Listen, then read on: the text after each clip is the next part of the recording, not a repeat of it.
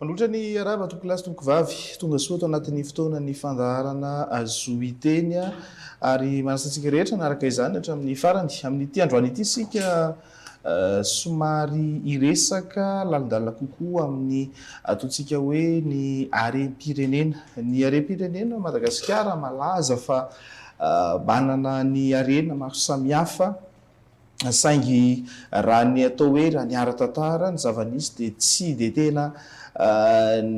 sitrahan'ny-ponina loatra ny tombotsoa azo avy amin'izay resaka hoe harem-pirenena izay. Ny tena zava-misy aza dia misy ireo ataontsika hoe mitrandraka ny harem-pirenena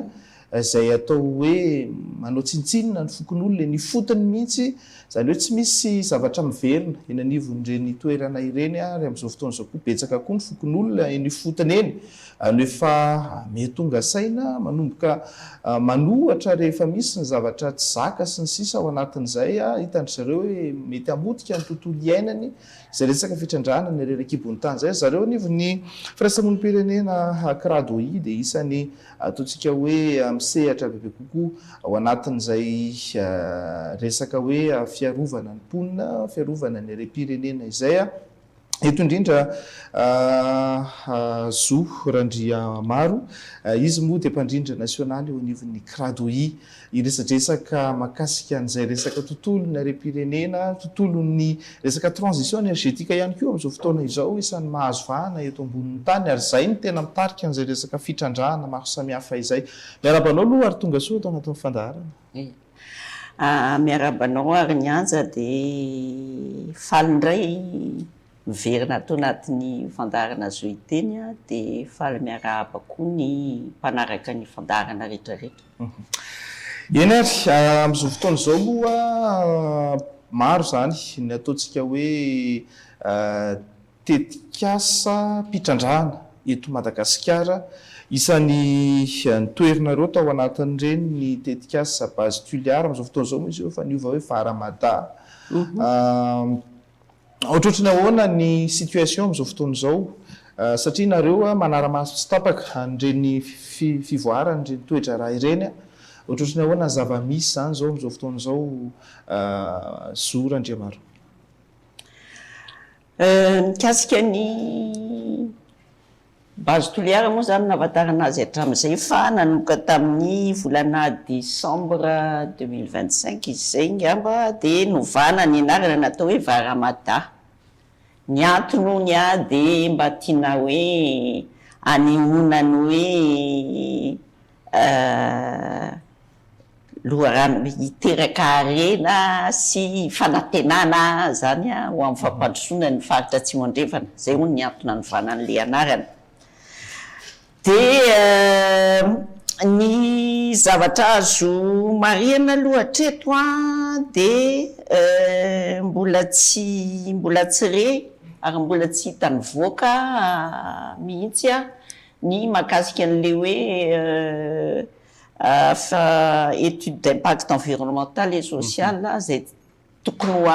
ho ataony Varamada zany indrindrindrindra noho izy le hoe hanomboka hitrandraka monazita koa zany akoatry ny ilmenita. Dia mbola tsy mivoaka aloha io araka ny fahafantaranay azy hatramin'izao fa ny fantatra io fotsiny dia le atao hoe étude de faisabilité définitive vaovao no efa nivoaka tamin'ny volana janoary 2026 teo dia ny mpitondra ny orinasa koa moa zany dia novana taloha malagasy ny teo fa zao novana ny rangahy amerikana atao hoe Mark Chalmers ny anarany zay araka ny fampahafantarana azy dia ohatrany hoe izy zany efa navita be tamin'ny fampandehanana asa fitrandrahana ohatra ny Varamada ary tena manana fahaizana sy fahaizana manao manokana momba ny fifandraisana amin'ny fokon'olona voakasika. Zay hono zany le antony fidianana azy araka ny voalaza. dia ny zavatra fantatra aloha dia manao zay fomba rehetrarehetra zany a ny fitondram-panjakana amerikana amin'ny alalan'ny masuivo amerikana eto Madagasikara mba hampandehan'ny varamada zany satria fantatra fa tsy mbola tena manomboka ny asan'ny zareo am'izao fotoana zao. Dia ny zavatra manahirana dia tsaronao angamba fa niraisinao teto amin'ny plateau teto ny solotenany fokon'olona avy any Vokasika avy any a zay niona tamin'ny filohan'ny fanavozana anaty-trantitra indray zany fa tena tsy ekendry zareo mihitsy ny anaovana an'io tetikasa varamata io any aminy. Dia ny zavatra mahagaga dia mifahazahoana azy a dia tsy nanome valiteny mazava zany ny filoha tarinan'io fionan'io hoe manaiky ve izy sa tsy manaiky ny anaovana ilay fitrandrahana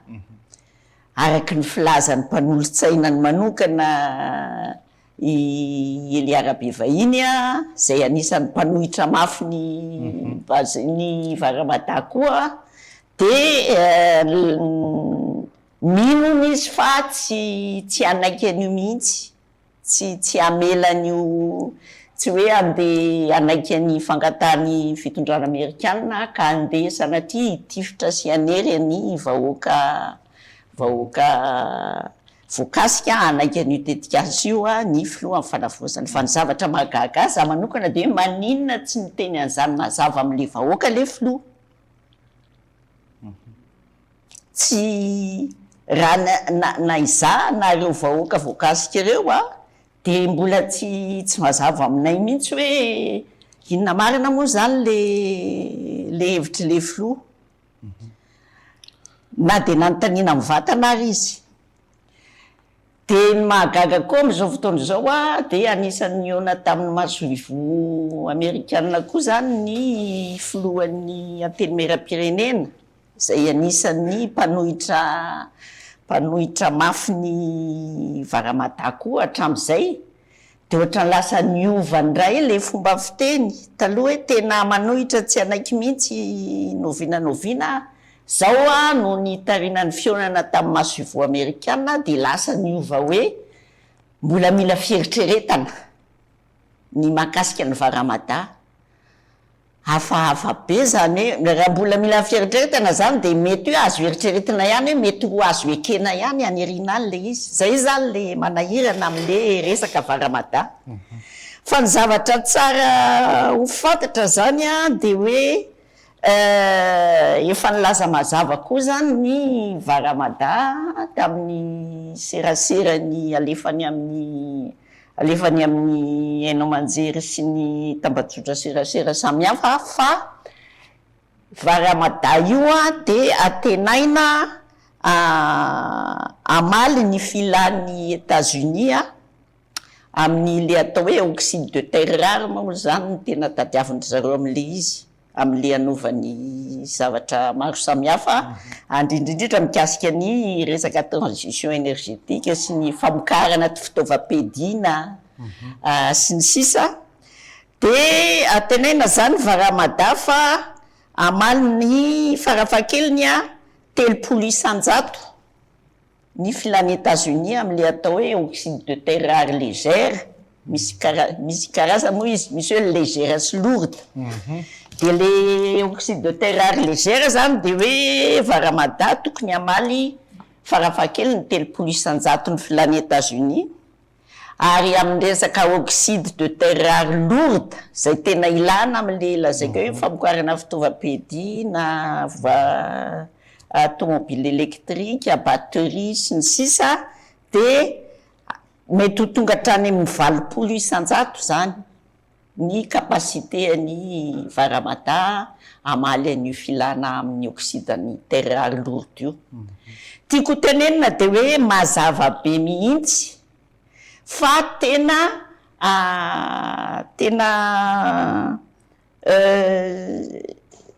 rafitra anankiray singa anankiray tena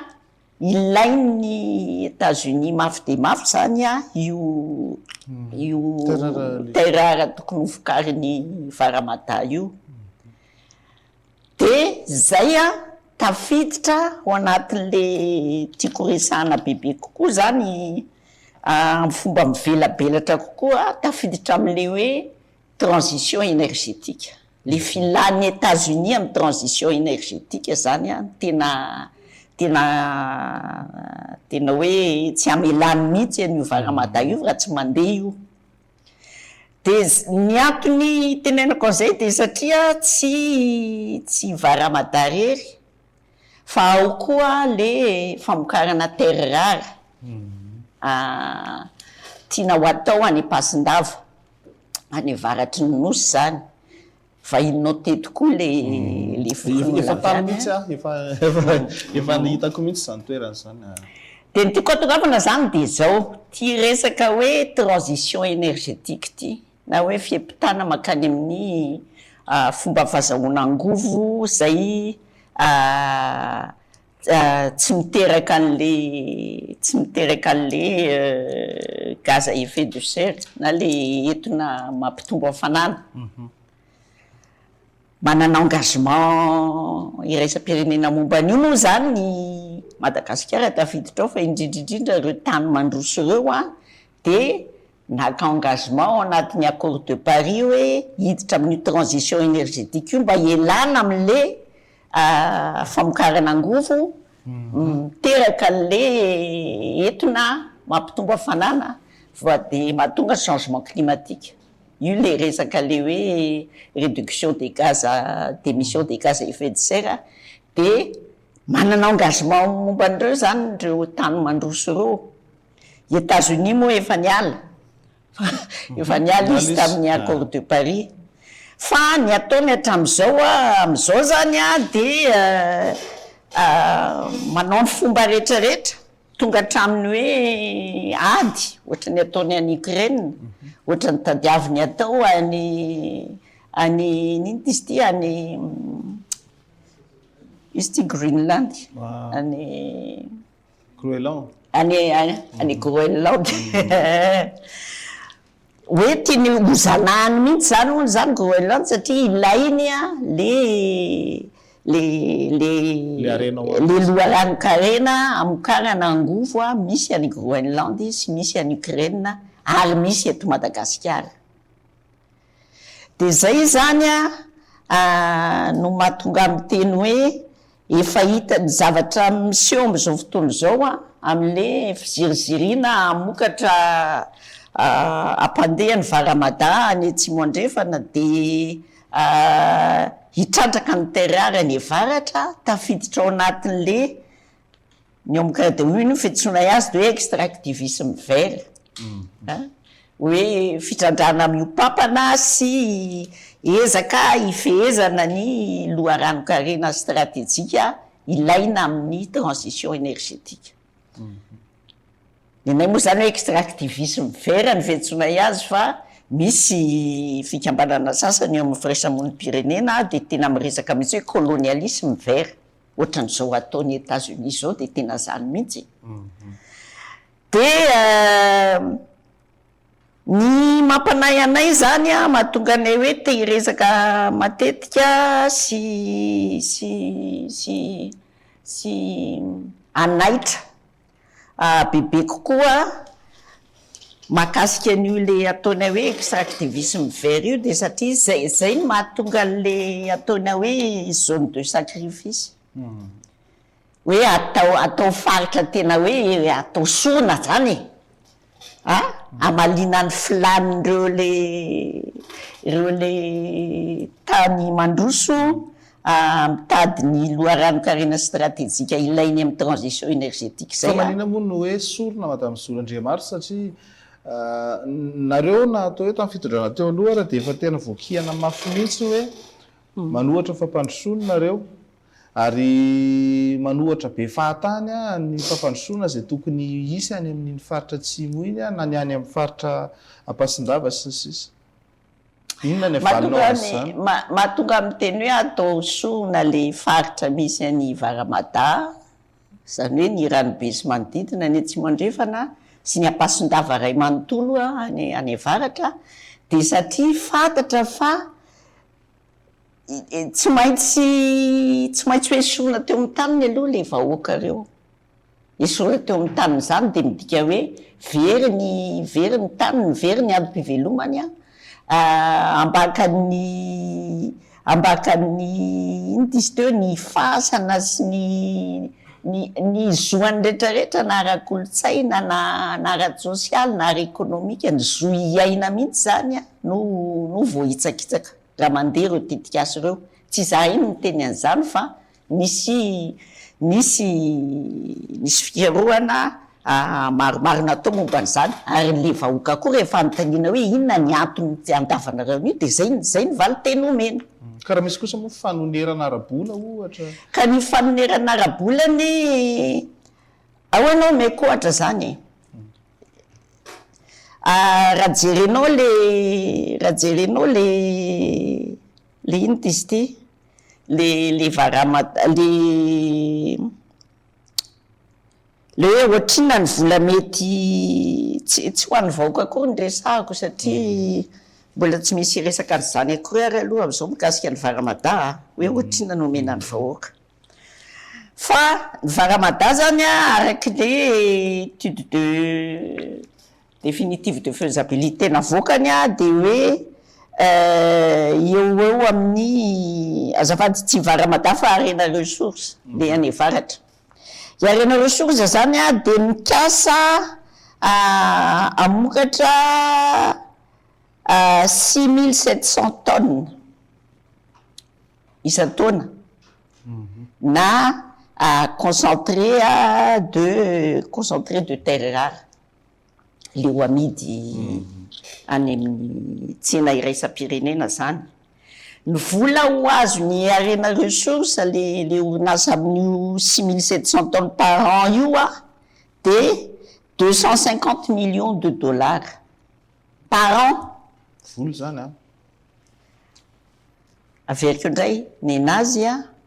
250 millions de dollars par an no azony mandritry ny 20 taona 250 millions de dollars multiplié par 20 zany zay ny vola ho azo raha jerena indray ny vola hiditra amin'ny kitapom-bola mpanjakana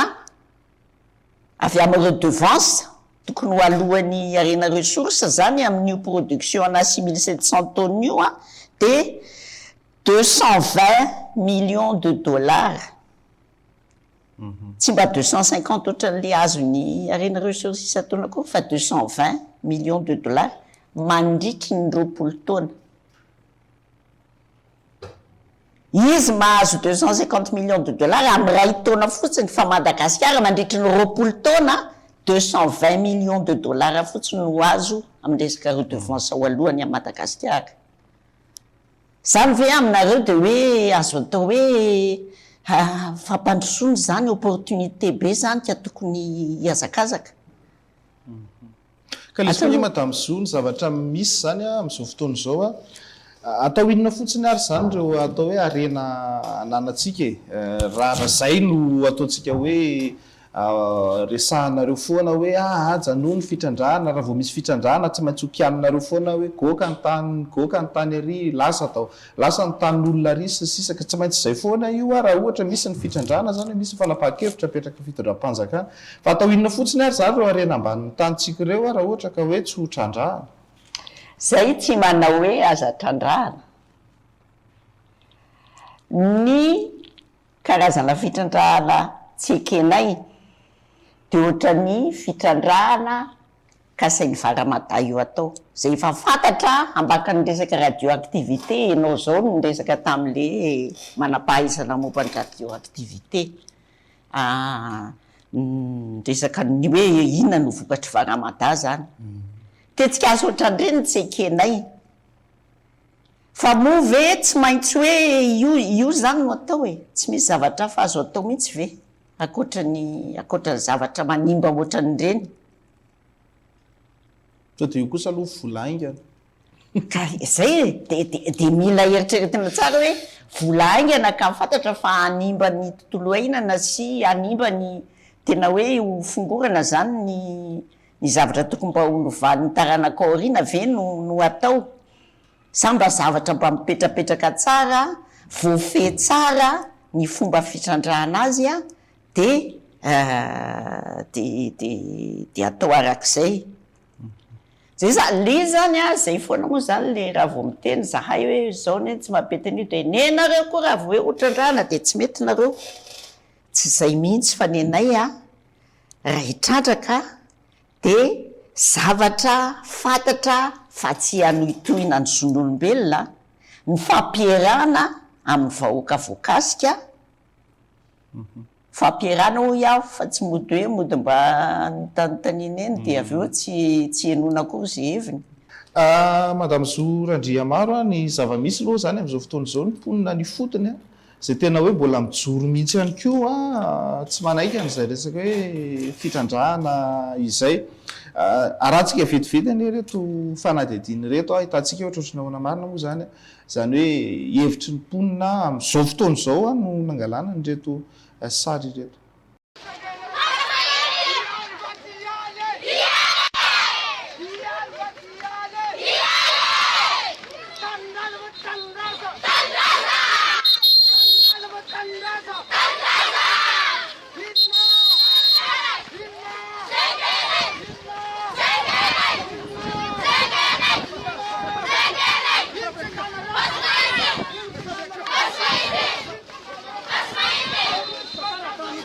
Nanareo firaisamon'ny pirenena amin'ny fanoerana liza aloha zany zao hatramin'izao aloha zany a mbola atao hoe raisiray baolina aloha mbola samy mitetika samy mbola tsy mandeha ianareo mbola eo amin'ny fanoerana misehatra ohatrany ahoana zany ny ahafahanareo manana force ahafahanareo tena hoe manohatra ny tetika io hatramin'ny farany. Mety hoe misy ve ny fampiresanareo amin'ny setraresa-pirenena sy sisa ahoana ny lobina? Zay a efa nanomboka tamin'ny resaka varamadalo zany de efa nanomboka tamin'ny 2014 zahay a no efa niezaka nanohitra io tetikasy io a de ao anatin'izay fanoherana zay a mazava ho azy fa ny zavatra voalohany aloha de hoe ny fanampiana ny mponina voakasika eny fotony fa ao koa ny adisika sy ny campagne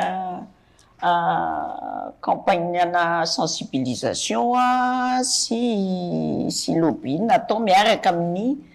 firaisamon'ny pirenena eo amin'ny sehatra international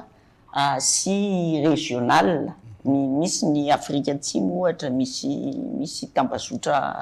ngezabe miaraka aminay zany hoe misy tambazotra ombonana mihitsy zany izy ity zany fa tsy hoe eto amintsika rery no misy ary namoaka pétition namoaka fanambarana sy fanangonana soni en ligne amin'ny internet zany le fikambanana iraisam-pirenena miaraka aminay ireo voangy akaikany izy vao namoaka indray de to eo amin'ny 10 000 signature eo zao le nazo 10 000 signature eo le pétition hatramin'izao. Zany hoe ny amaliko nyfantaninao zany de miara-miasa am'zay olona tsara sitrapo sy fikambanana tsara sitrapo ka mitovy hevitra aminay zahay na eto Madagasikara na misehatra iraisam-pirenena. Ao anatin'izay ary nareo nanana teboka maromaro tsara tsy ahivina ihany mba ho mazava tsara amin'ny voaka malagasy izay mijery antsika amin'izao alina izao hoe ankoatran'le radioactivité sy ny sisa sy ilay resaka hoe fiarovana ny mponina sy ny kolontsaina sy ny sisa mety mbola misy antony hafa ve ny joroanareo ka mampatonga anareo manohatra ny fitrandrahana terrara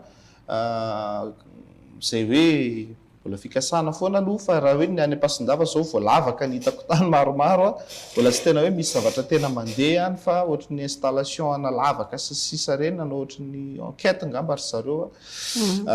inona zany ny ataontsika hoe teboka andresenareo lahatra ny mpitondra sy ny vahoaka malagasy amin'ny ankapobeny hoe tsy hiditra ao anatin'izay fitrandrana terarary zay zany bebe kokoa.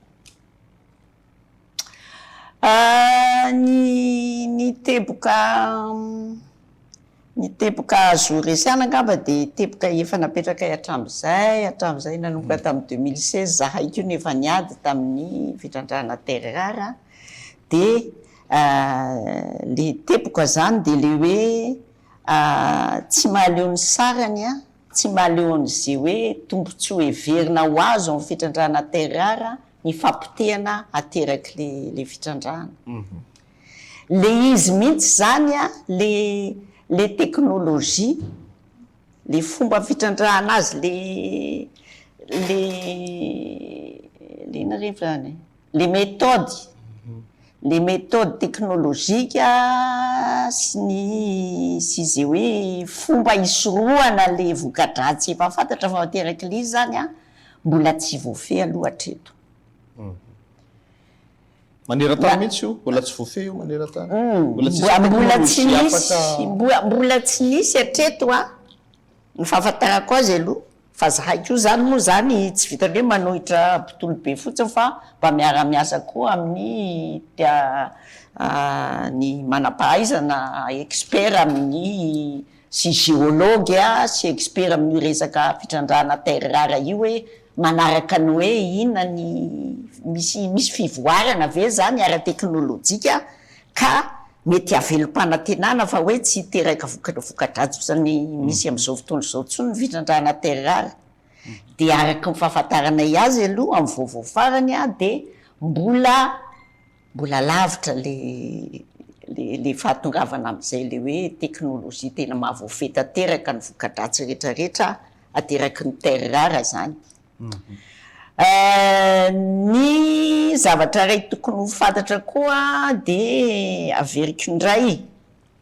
hoe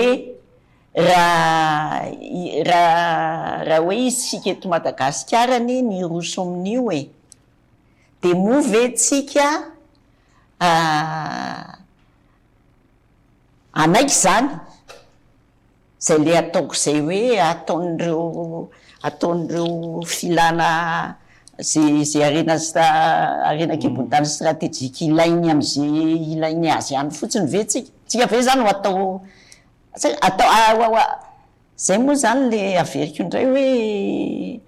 tamin'ny za teto farany a hitako nisy commentaire tamin'ny pagenareo dia hoe za miteniteny foana miresaka hoe fomba fanjanahana vaovao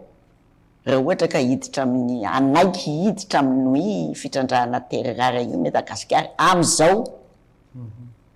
zava-misy ara-géopolitika zao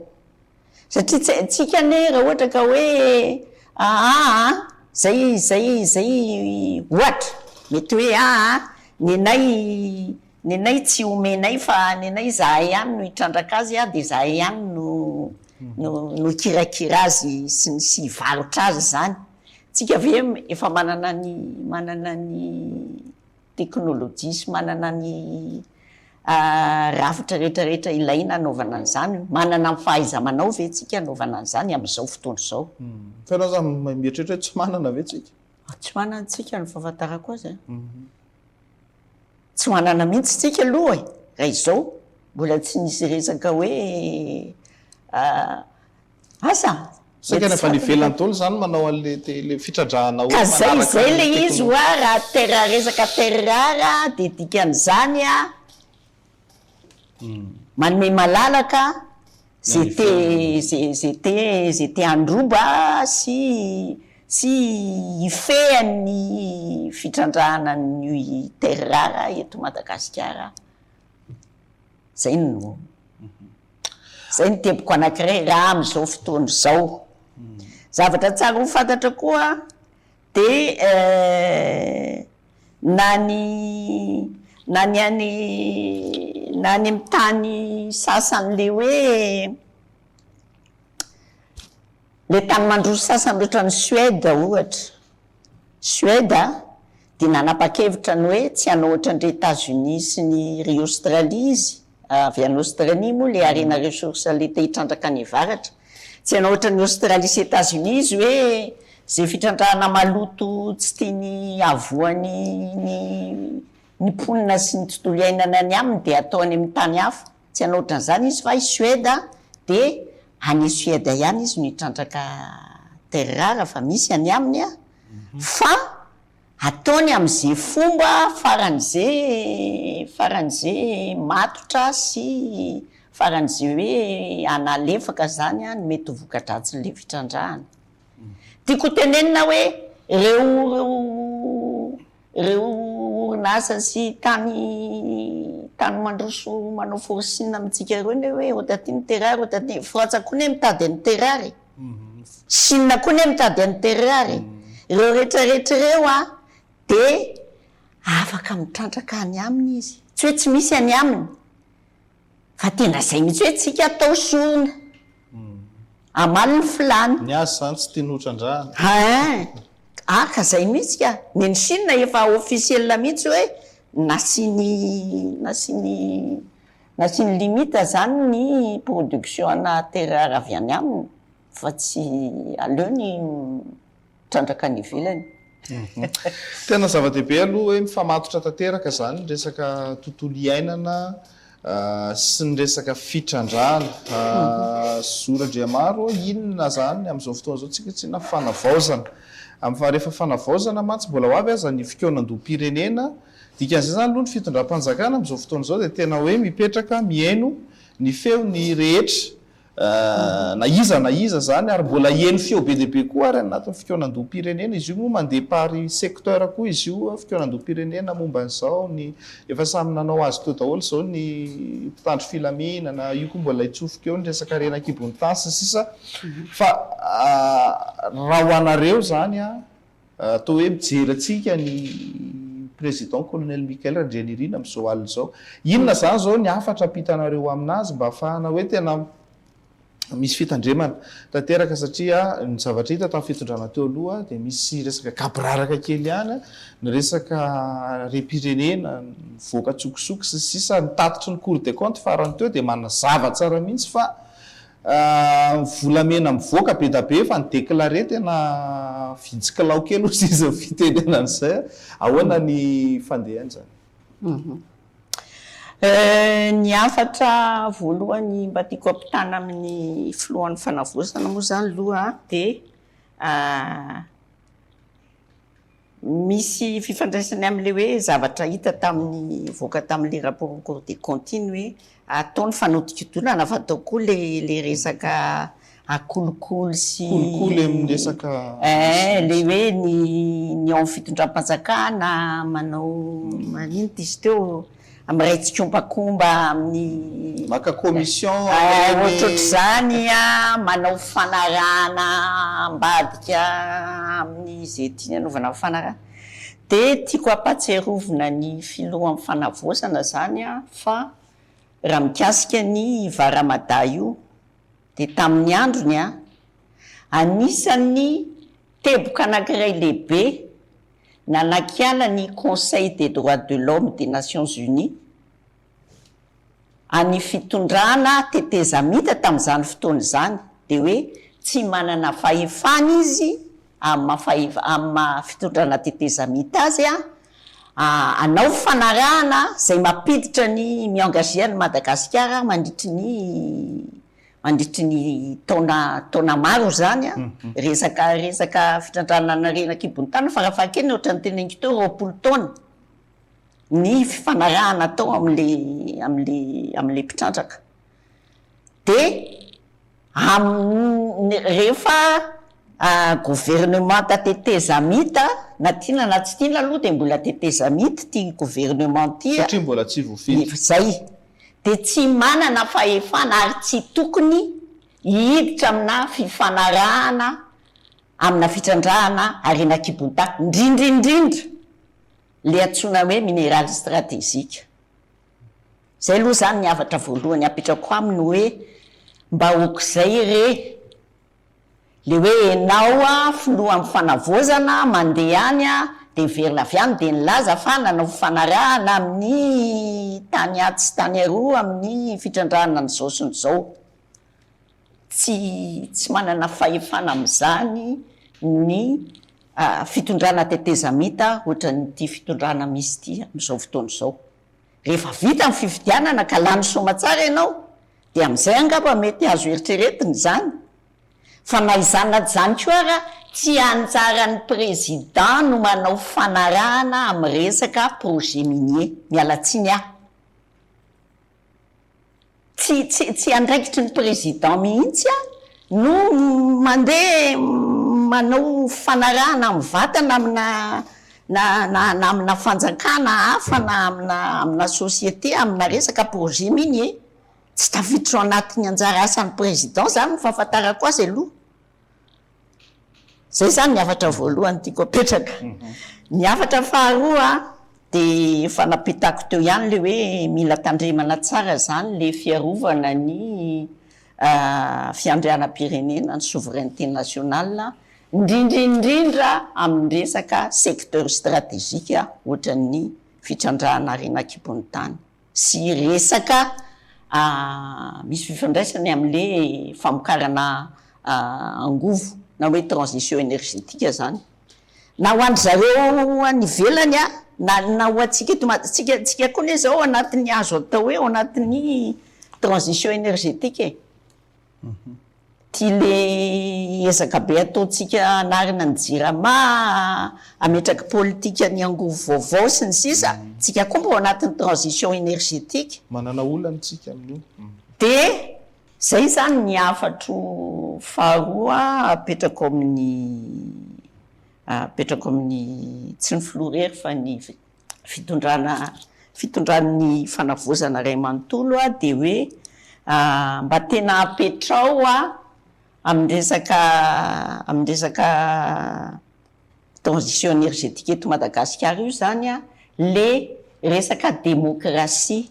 énergétique. Sy nahoana indray zay? Mba hoe mba ifampiarao amin'ny vahoaka koa le karazana politika ny angovo apetraka eto Madagasikara fa tsy nareo ministra sy mpitondra vitsivitsy ao ambony ao no anapa-kevitra. Fitoanandoha koa zany io zany. Tena faran'izay tokony misy. Ary tsy tokony misy nininona kitihana aloha mandra-pahatonga an'izay fitoanandoha zay tapaka eo kosa. Mesure d'urgence iny bon de toute façon efa ndraisina ny mesure d'urgence napetraka ny état d'urgence énergétique napetraka ny système na approvisionnement énergétique samihafa atiny am'le toerana nitarena be reny mety zany narosiny izy ty ny réforme eo anivon'ny jirama mety daholo zany. Fa ny politika lavitrezaka kokoa no tiako resahana hoe tsy tokony fitondram-panjakana samy rery no anapa-kevitra momba an'izany fa tokony ifampiarana amin'ny vahoaka koa ny hoe karazana politika ny angovotra ninona moa zany no ampiariny eto Madagasikara. Sy ny renakibon'ny tany koa voakasika zay. Zay indrindra. Ary ohatra raha zany hoe tapaka ny be sy ny maro ohatra ny anatin'ny resaka fandaniana zany hoe politika sy sisa izany fa hoe afaka trandrahana ny terre rare de mbola naiky ny kradoisa ratirandrehetra manapaka. Zay ndraiky kosa de tsy hoe le tsy mijoro amin'ny foto-kevitra anankiray zany. Misy antony matoa zay miteny hoe tsy tokony ho trandrahana ny terre rare. De miezaka nareo manaparitaka sy de miezaka zay de raha ohatra moa ka tsy keniny daholo be ka akory atao. Fa tsy zany akory no ahatonga anay hiteny hoe eny raha fa de mety indray le fitrandrahana terre rare fa de manohany zahay na manaiky raha ny daholo be de tsy anaiky mihitsy ny no hoe mety ny hitrandrahana tera reto Madagasikara raha mbola tsy voafehy le fomba fitrandrahana azy. Zany hoe mbola mila fikarohana lalina ihany koa aloha zany zay. Am'izao fotoana izao misy ihany koa lay ataontsika hoe olana samihafa moa zany zao zay mbola tena hoe atrehan'ny vahoaka ny fotony ny resaka fandraika amin'ny resaka fitrandrahana io ihany be dia be ny resaka hoe tany vahoaka malagasy lasan'ny vahiny, lasan'ny olona amin'izao moa fa misy ihany le ezaka ataon'ny fitondrana amin'ny hoe mamerina ny tany sy ny sisa fa inona indray ny antsonareo kokoa zany amin'ireny satria ny vahoaka malagasy tena betsaka no sofra mihitsy ny tena hoe nijaly mihitsy ny tao anaty fitondrana teo aloha amin'ireny satria tena hoe mitaitaina zany izy eo amin'le taniny sy ny sisa izy hono isy mpitrandraka hono isy infrastructure ohatr' izao hono aty sy ny sisa inona no azo ambara amin'ireny. Misaotra anao mihitsy na metraka an'izay fanontaniana izay fa anisan'ny zavatra manahirana be anay amin'ny karadoe koa zany amin'izao fotoana izao le resaka fangorona tany io sy fanesorana ny olona vahoaka amin'ny tany indrindrindrindra mikasika ny sakaty. Ianao koa efa tany sakaty fantatrao le problema dia ao koa le sakaty tao fanaverina koa naverina afa-tsy ny RFT le hoe réserve foncière touristique zay mijanona ho an'ny fanjakana. Zany hoe Ampasin-Davanosy be zany zao mbola Ampasin-Davanosy be koa zany mbola tsy miverina koa satria ao anatin'ny RFT misy an'ireto le ponina le ampiana ihatra amin'ny zay mitanky ny taniny.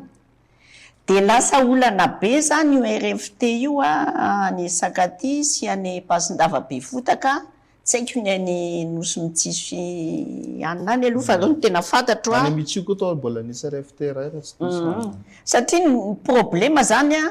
reto le vahoaka le nampiana hatramin'izay ady amin'le fiarovana ny tany ka ao anatin'le RFT le taniny. Dia mifanjakana nefa miziriziry hoe tsy averina aminareo fa mijanona amin'ny fanjakana. Dia ny tena manahirana dia noho ny anontaniana noho ny adiadiana bebe kokoa zany hoe maninona ny tsy averin'ny fanjakana le tany tafiditra anatin'ny RFT dia hoe satria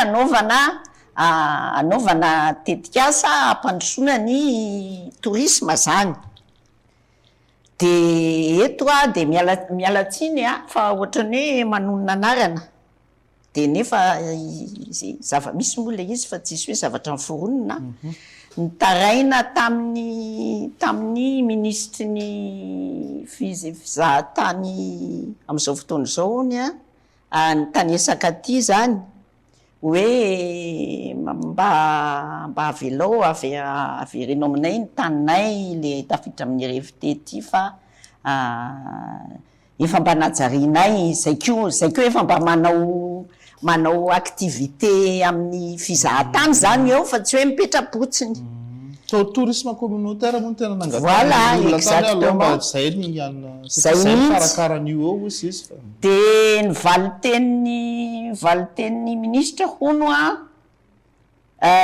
tsy arabaky teny fa ny fahazahoako an'le valiteny zany dia hoe tsy azo averina amin'reto le fokon'olona zany le tany fa satria le ohatrany hoe tsy dia manara-penitra loatra zany le tourisme communautaire ataon'le olona eo zany par rapport amin'le kasainy iantsoana investisseur. Fa le RFT hono zany le Sakaty iantsoana investisseur ametrahana hôtel 5 étoiles zay zany le izy. Dia mitovitovy amin'izay ihany koa zany zany olana manjoandry zareo le any Ampasin-Dava be fotaka any Nosy be ohatr'izay koa. Eo mahagaga anao madame Soa amin'io le Ampasin-Dava be fotaka io rehefa nidina ifotany tany zany zay nanao reportage sy ny sisa misy fasanao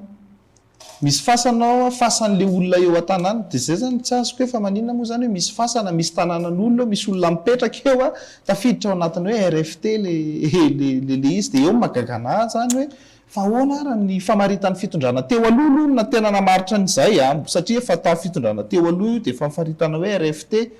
zany RFT resany zany de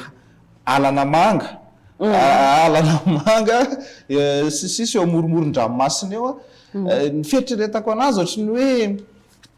io moa efa nandeha ny étude de hoe misy teratany karana ny ambadibadika any te azo alizy de zay fotsiny ny style an'le fanjakana teo aloha zany ataontsika RFT ty de miala amponina de mitsofoka ny karana ohatrohatr'izay zany ny zavatra nitranga ka eo mihitsy mantsiny hoe nareo ve tena mbola manohy an'le fidinana ifotony amin'izao fotoana zao ary mbola manohy mihitsy an'lay mampiakapeo satria ny firaisam-monim-pirenena tokony hoery mihitsy manampy ny fiarahamonina manao mihitsy zahay voangana zao zay no tsy hoe za zoandremaka koa niseho tamin'ny alamanjery fa nisy ny Cool TV zao ohatra vo nandefa élément makasika an'izay le fanoherana le fiziriziriny fanjakana itazona ny RFT zay zany fa ny tena mampalelo am'le izy zany na zavatra anankiroa mampalelo am'le izy teo zany de le hoe ny tanesaka ty ohatra de le hoe le mpangoro tany avy any ivelany sy hoe mpanambola mangorona ny tany vahoaka ny edivana de zao lasa hoe tena ny vanjakana mihitsy indray zany ny edivana am'le tady anala ny vahoaka amin'ny tany sy tsy amerina ny taniny amin'ny vahoaka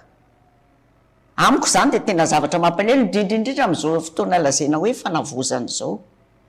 de ny zavatra mampalelo hafaroa koa de le fanaovana fanambaniny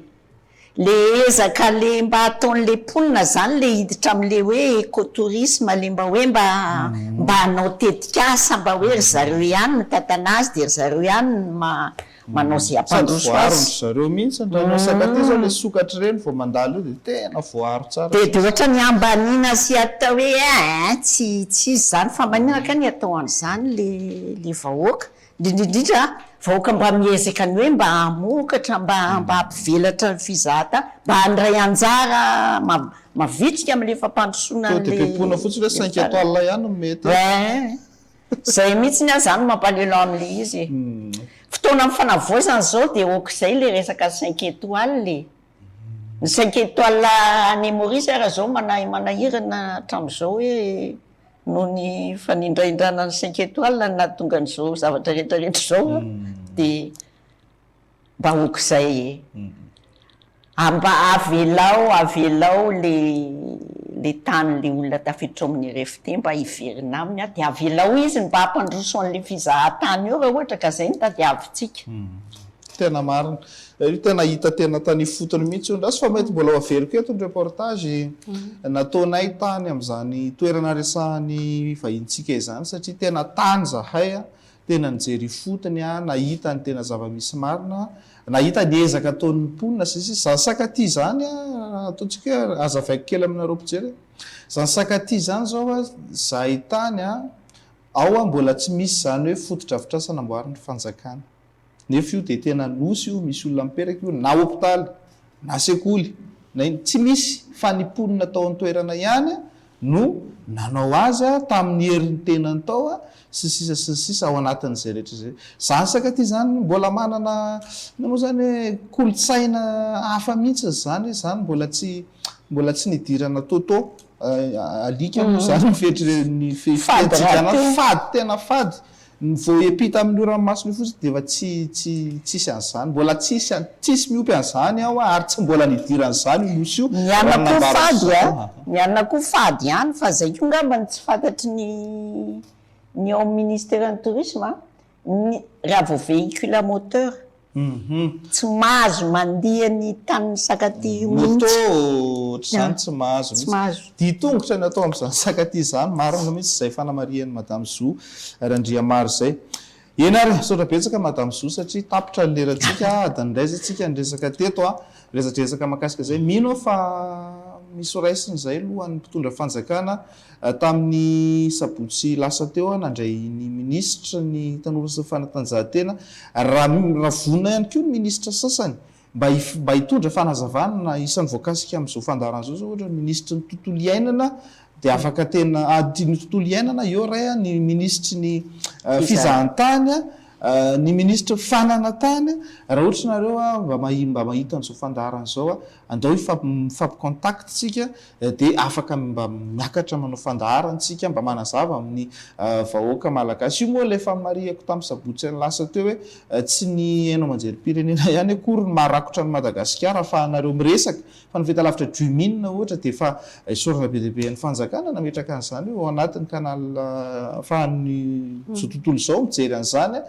dia afaka manao an'izay zany ary zay tsy hita mihitsy koa zany tamin'ny fitondrana teo aloha ministra miakatra amina hainao manjery privé zany privé fa ny mpanao gazety privé matetika any antsona mantany mpitondra fanjakana nefa ny manana ny fomba fijeriny koa ny mpanao gazety hafa akoatra ny mpanao gazety zay atao hoe tena efa attaché amin'ny fitondram-panjakana mety samy hafa mihitsy na ny fomba metrahana ny fanontaniana ary ao anatin'izay rehetra zeka zany no anaovana antsoavo za manokana dia tena manao antsoavo amin'izany mihitsy koa mba ahafahantsika zany satria tena ny fanavaozana dia tena misy zavatra ty mila décortiquena misy zavatra tena tsy maintsy resahana mahitsy fa tsy azo safosafona fa raha vao zay nataontsika eto dia lasa fanavaozana tsy izay ka zay mpanao gazety koa zany ao anatin'izay rehetra zay dia tena mandray responsabilité mihitsy madame Zoa ao anatin'izay rehetrarehetra izay na ny fidinana ifotony na ny fifampiresahana mba zay koa matoa miresaka dia efa nahita tany ifotony zay zany lizy zany hoe zay mampiavaka ny mpanao gazety mahita ny zavatra eny ifotony mihitsy ary afaka mifampiresaka mihitsy raha zany be taimbo resahanao zany madame Zoa fa tany nandeha tongotra 2 andro vao tonga any amin'izany raha miala vaty ambanja ao anatin'izay rehetrarehetra izay eny ary 2 minitra mba hitondrana famitinana kely madame Zoa na zay zavatra mety mbola adinonao kely tokony ho resahana dia taperitsika ny fandahara ny tsy dia tena hoe famitinana mo zany fa fanatitra terana angamba ny filazako azy dia le hoe tena mila mandinika lalina sy mijery lavitra zany tsika amin'ny zavatra atao indrindraindrindra atao ny fitondram-panjakana ny fanavozana amin'izao fotoana izao amin'ny sehetry ny fitrandrahana nireo antsoina hoe loharano-karena stratéjika fa koa eo amin'ny sehatry ny fametrahana ny politika energetika eto Madagasikara zany dia mamerina fisaorana anao amin'ny fampiatranoana sy ny fanomezana fanajana n'le zoiteny sotra betsaka enary sotra betsaka tsika rehetra ihany koa tany atokantrano manaraka ny fandaharana hatramin'ny farany mandrapitafa tokolasy tokotrano